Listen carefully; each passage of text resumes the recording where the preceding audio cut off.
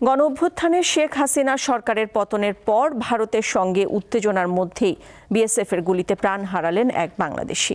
নিহত আনোয়ার হোসেনের বাড়ি পঞ্চগড়ের তেঁতুলিয়া উপজেলার দেবনগর ইউনিয়নের আমজুয়ানি এলাকায়।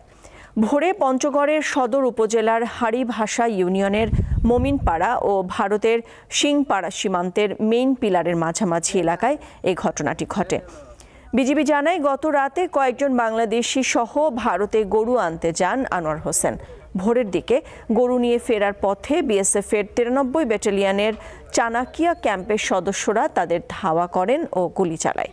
এ সময় ঘটনাস্থলে নিহত হন আনোয়ার। পরে তার মরদেহ নিয়ে যায় বিএসএফের সদস্যরা। গুলির শব্দ পেয়ে চোরাকারবারিদের প্রতিহত করতে 8 রাউন্ড গুলির ফাঁকা ফায়ার করেন ঘাগড়া বিজিবি ক্যাম্পের সদস্যরা।